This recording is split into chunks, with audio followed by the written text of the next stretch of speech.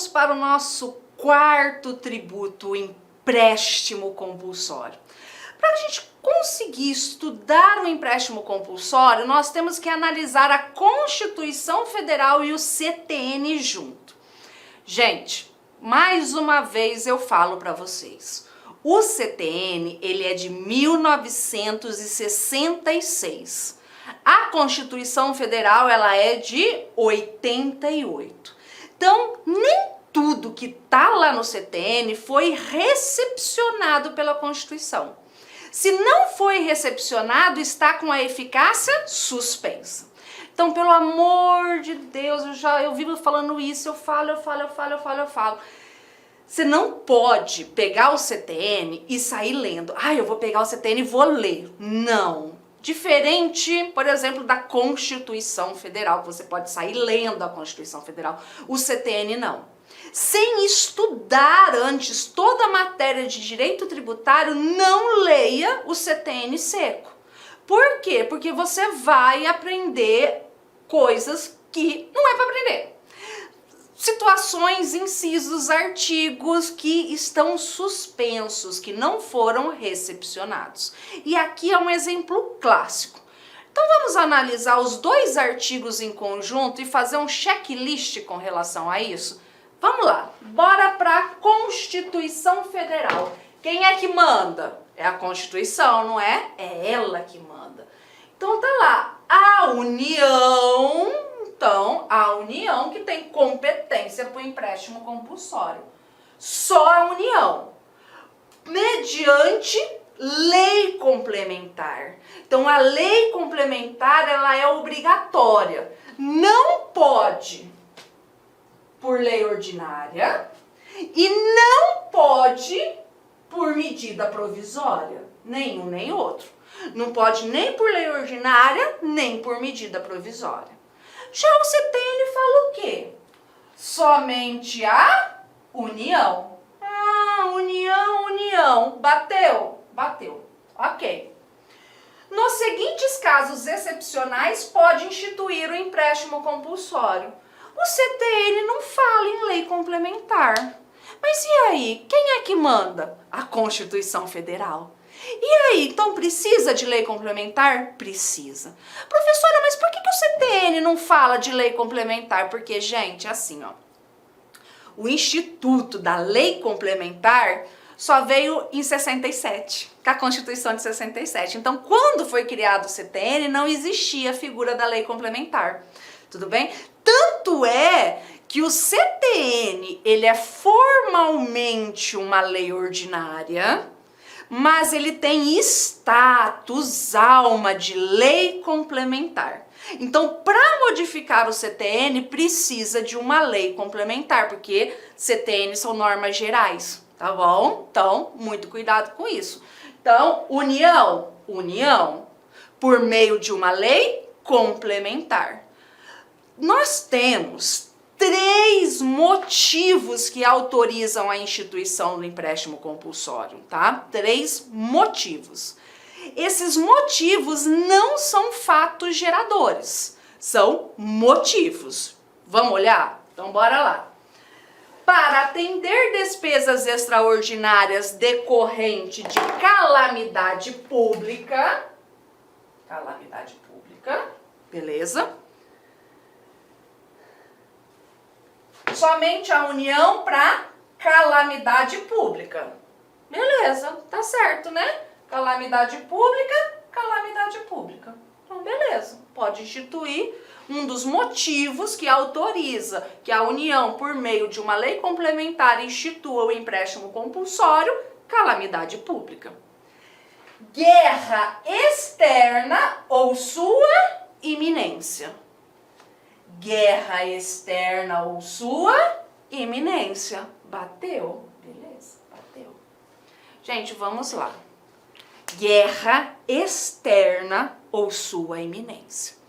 Vamos imaginar que a gauchada surge, né?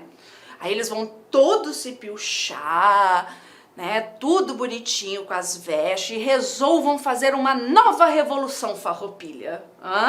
A gente quer separar do Brasil. Vai com Deus. E aí? Se tiver uma nova revolução farroupilha para separar o sul do Brasil, a União poderia instituir um empréstimo compulsório? O que vocês acham? Pode?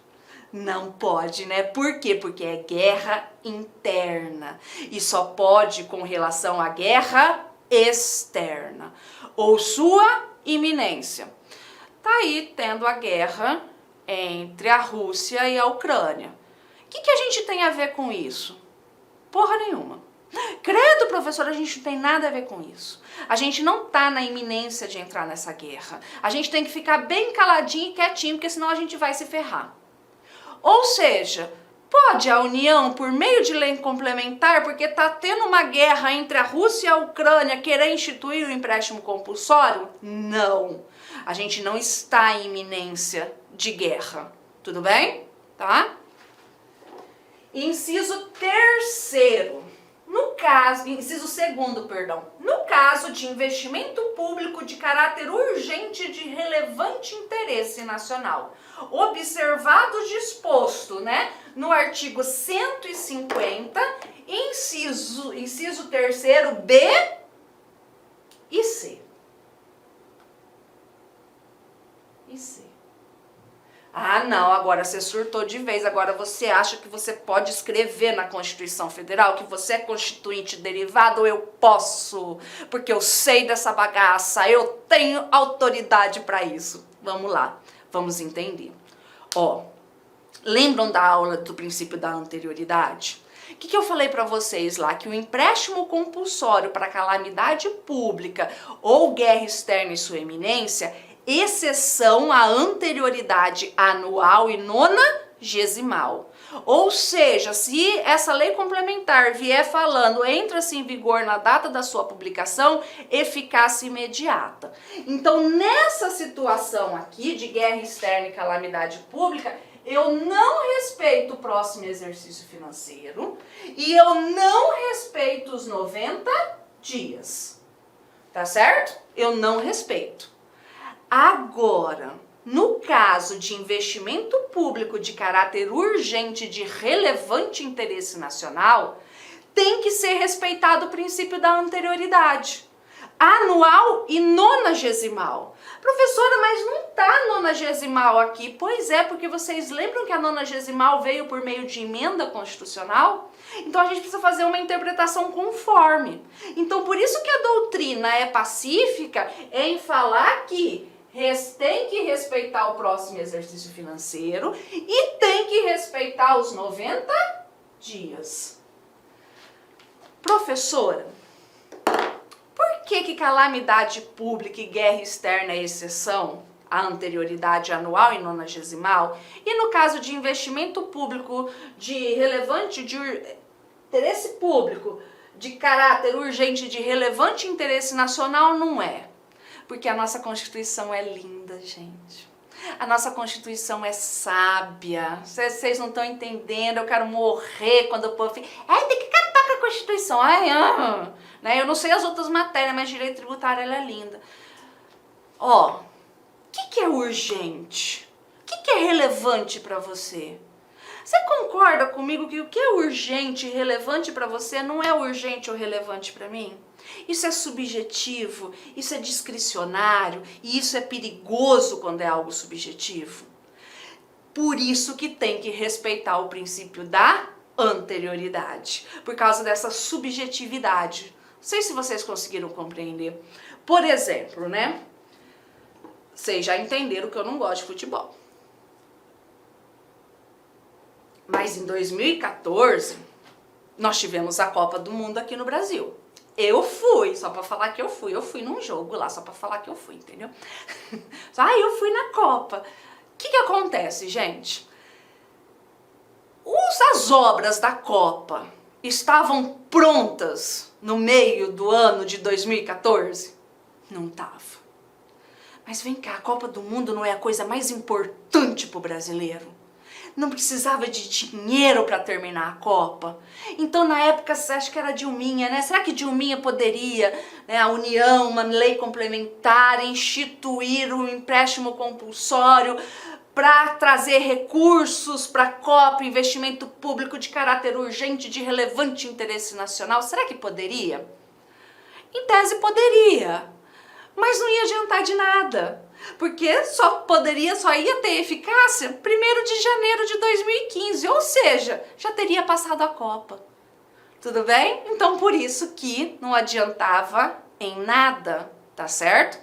Então os motivos que autorizam o empréstimo compulsório: calamidade pública, guerra externa, sua iminência, investimento público de caráter urgente de relevante interesse nacional. São esses 3 motivos. Não são fatos geradores, tudo bem?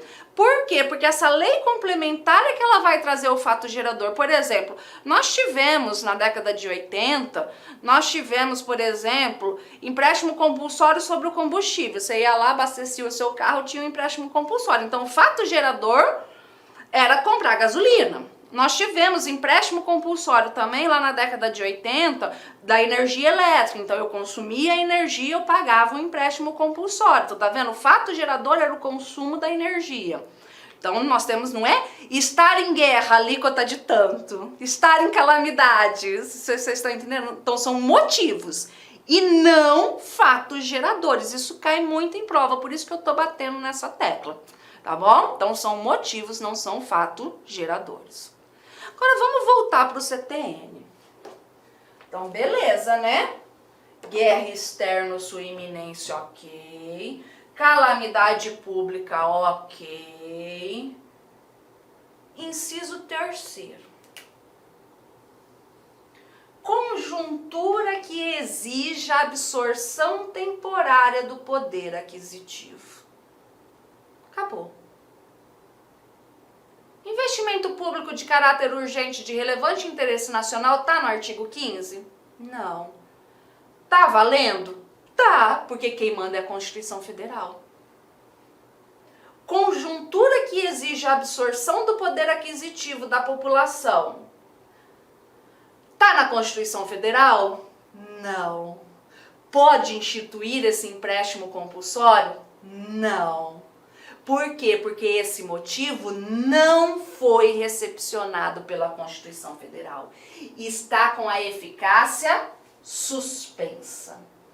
Sempre que tiver eficácia suspensa, se você está aí com o seu CTN, faça isso, faça essa chavinha, assim. Está com a eficácia suspensa. Não foi recepcionado. Se vier uma emenda constitucional falando aqui e trazendo essa situação de conjuntura que exige absorção do poder aquisitivo, aí você tira da suspensão e volta a valer.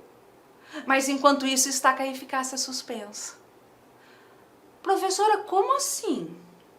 Conjuntura que exige a absorção temporária do poder aquisitivo. Absorver é reter, bloquear. Como que a gente bloqueia, retém, absorve o poder aquisitivo de alguém? Como que a gente faz isso? Confiscando o dinheiro dela, retendo o dinheiro dela. Quem que acabou de fazer isso fora do Brasil? O Putin, né? Lá na Rússia ele não fez isso com os grandões de lá que não declararam certo suas rendas? E aqui no Brasil? Quem é que fez? Quem que confiscou o dinheiro da população? Isso mesmo. Collorzinho. Isso, coloridinho. Isso, Fernando Collor de Mello. Lembram do confisco da poupança? Aquilo foi um empréstimo compulsório. Totalmente inconstitucional, porque foi feito em 1990, a Constituição ela é de 88, essa jossa já não tinha sido recepcionada e pior ainda, foi feito por medida provisória. Vocês estão entendendo? tá? Então, o confisco da poupança foi isso daqui, que foi uma aberração. Professora, mas por que o judiciário não reverteu isso na época, tal? Porque, gente, a gente precisa entender o contexto histórico, a gente estava acabando de sair da ditadura militar, eu queria ver o juiz ou a juíza, juiz na época nem tinha muita juíza, o juiz que ia contra o governo, eles não tinham isso. Você acha que nessa época aqui, os meus direitos, e os meus direitos aqui, você não tinha direito? Por isso que muita gente perdeu dinheiro e muita gente se matou nessa época.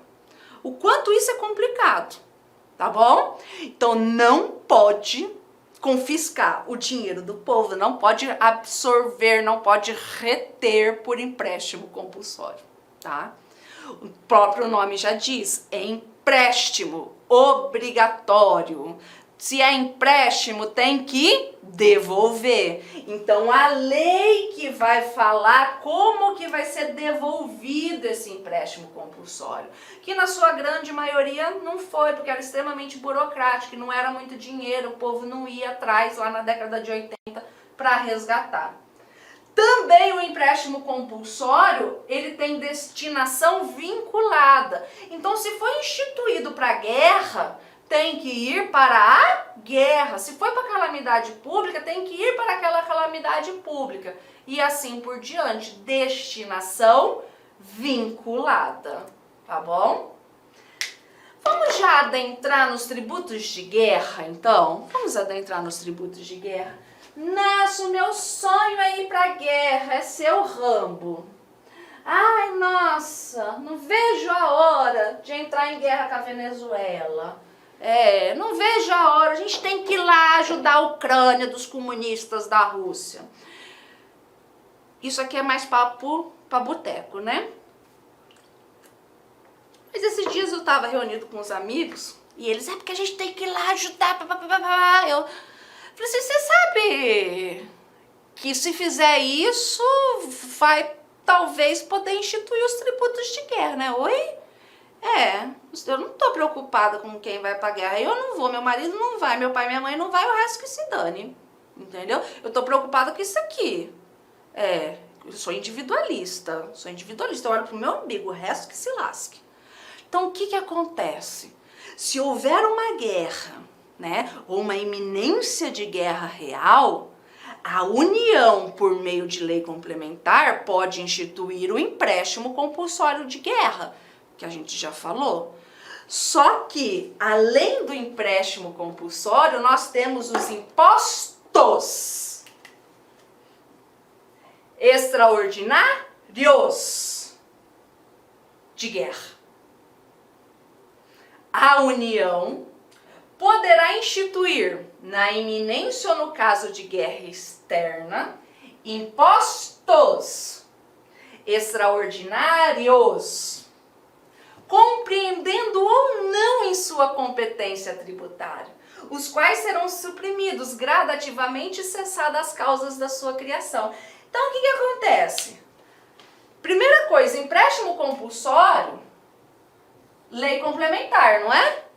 Não pode, lei ordinária, não pode medida provisória. Impostos extraordinários de guerra. Precisa de lei complementar? Não, não precisa. Então, basta lei ordinária. Então, pode, por lei complementar? Pode, o mais não prejudica o menos. Pode, por medida provisória? Pode, bozinho, sozinho, assinar lá? Pode. E detalhe, aqui são impostos. Eles são infinitos. Aqui a gente tem bis e ida e bitributação. Como assim, professora? Então quer dizer que se o governo, se a gente entrar em guerra, em tese, por medida provisória, pode instituir o imposto de guerra sobre o salário? Pode. Então eu vou ter que pagar o imposto de renda e o imposto de guerra sobre a renda? Para a União, bis e idem. Então quer dizer que se quiser eu vou ser obrigada a pagar o IPVA para o Estado e o imposto extraordinário de guerra sobre o veículo automotor para a União? Sim, bitributação e assim por diante. Eles são infinitos. cabe bis in idem e cabe bitributação. Isso aqui é extremamente arriscado, isso aqui é extremamente perigoso pra gente, tá? E detalhe, acabou a guerra? Acabou a guerra? Acabou! Pois é, pode continuar cobrando até 5 anos depois da guerra. Então, assim, você vai brincar de Rambo lá na casa do C. Eu não quero brincar de Rambo. Eu não quero correr o risco de ter que pagar essas tributações, porque eu tô fora, tá bom? E a situação na época de Collor foi tão traumático quando ele confiscou a poupança. A gente foi pra rua, né, vestiu preto. Eu fui cara pintada, vesti preto, cara pintada, foi pra rua, pedimos o impeachment dele, porque o impeachment na realidade foi por causa desse empréstimo compulsório. Não foi por causa da Elba não, tá? Não foi por causa da Elba não, isso aqui foi porque ele tirou o dinheiro da classe média. Isso ficou a gente ficou com tanto medo que quando houve a emenda constitucional em 2001, que modificou a medida provisória na Constituição, ficou claro, eles colocaram assim de forma clara, que é proibido, tá? Proibido, medida provisória que vise a detenção ou sequestro de bens, de poupança popular ou qualquer outro ativo financeiro. Tá bom? Então, também ficou bem claro com relação a isso. Aqui um outro esqueminha, para quem quiser, que gosta desse trem aqui, que eu já falei. Vamos para nossa questão. Vamos para nossa questão.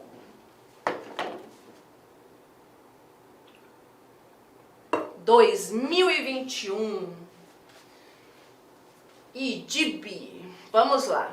Determinado município resolveu instituir, mediante lei ordinária, empréstimo compulsório para atender as despesas ordinárias decorrentes de calamidade pública.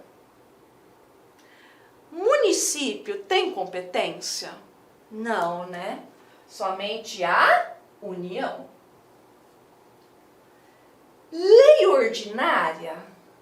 Não, precisa de lei complementar. Despesas ordinárias de calamidade pública ou despesas extraordinárias? Extraordinárias também. Nesse caso, é correto afirmar que, como não se trata de tributo, o empréstimo compulsório não exige aprovação por lei complementar. O empréstimo compulsório é sim tributo. Embora seja permitido ao município instituir o empréstimo compulsório, não pode fazê-lo para atender despesas ordinárias, não pode para despesa ordinária, mas nem o município pode. Então tá errado. O município, independentemente do tipo de lei, não poderia ter instituído o empréstimo compulsório? Verdade. Pouco importa o tipo de lei, porque ele não tem competência, a competência é somente da União. Tal tributo somente poderia ter sido instituído pelo município por meio de lei complementar? Também não poderia, porque a competência não é do município, a competência é da União, tá certo? Então, somente a União, por meio de lei complementar, pode instituir empréstimo compulsório para calamidade pública, guerra externa ou sua iminência, investimento público de caráter urgente de relevante interesse nacional. No caso de calamidade pública, guerra externa, exceção ao princípio da anterioridade anual e nonagesimal, e com relação ao investimento público de caráter urgente de relevante interesse nacional, não é exceção, tem que respeitar o próximo exercício financeiro e tem que respeitar os 90 dias. Nem parece que eu fumo, né? Pulmão de atleta. Pulmão de atleta. Quero ver. Olá, meus amigos, minhas amigas, eu sou o professor Lac e inicialmente eu quero pedir licenças, pois interrompi os seus estudos. Mas essa videoaula é uma videoaula demonstrativa do nosso querido site Lac Concursos, para você conhecer a nossa metodologia, conhecer os nossos mestres, para você se inteirar mais sobre o nosso produto. Eu sou o professor Lac, especialista em concursos públicos, já fui aprovado apenas em 2022 em 9 concursos públicos, estou aqui para te ajudar. Inclusive, um desses concursos que eu fui aprovado foi exatamente esse concurso de fiscal de tributos do município de Poconé, que ocorreu, salvo engano, em maio de 2022.